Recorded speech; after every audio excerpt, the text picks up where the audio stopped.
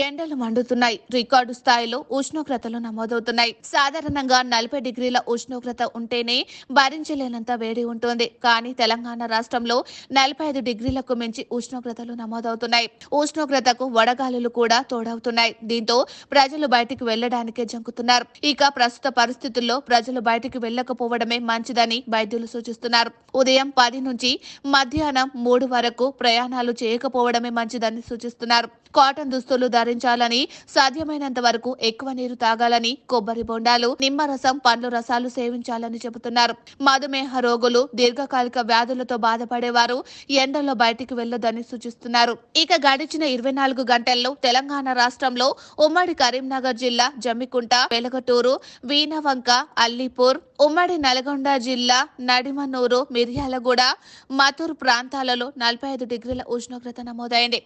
ఈ ప్రాంతాలు red zone పరిధిలోకి వెళ్లాయని వాతావరణ శాఖ అధికారులు పేర్కొన్నారు. మే నెలలో ఉష్ణోగ్రతలు మరింత తీవ్రంగా ఉంటాయని, ఉత్తర భారతదేశంలో తీవ్రమైన వేడి గాలులు వీస్తాయని చెబుతున్నారు. తూర్పు, ఉత్తర తెలంగాణ జిల్లాలో వేడి వాతావరణం ఎక్కువగా ఉందని అధికారులు అంటున్నారు. కొత్తగూడెం, హన్మకొండ, గద్వాల్, ఖమ్మం, కరీంనగర్, ఆదిలాబాద్, భూపాలపల్లి, ఆసిఫాబాద్, నల్గొండ, నాగర్ కర్నూల్, ములుగు, మంచిర్యాల, నారాయణపేట వంటి ప్రాంతాలలో అధిక వేడి ఉంటుందని తెలుస్తోంది. రాష్ట్రంలో గడిచిన కొద్ది రోజులుగా 40 డిగ్రీల సరాసరి ఉష్ణోగ్రత నమోదవుతోంది. దీంతో రోడ్లపై నిర్మానుష్య వాతావరణం కనిపిస్తోంది. చాలా మంది ప్రయాణాలు వాయిదా వేసుకుంటున్నారు. ఎన్నికల నేపథ్యంలో అభ్యర్థులు కూడా తమ ప్రచారాన్ని ఉదయం, సాయంత్రం పూట మాత్రమే చేస్తున్నారు. ఉత్తర మధ్య భారతదేశంలో వీస్తున్న వేడి గాలుల ప్రభావం తెలంగాణపై కూడా ఉంటుందని అధికారులు చెబుతున్నారు.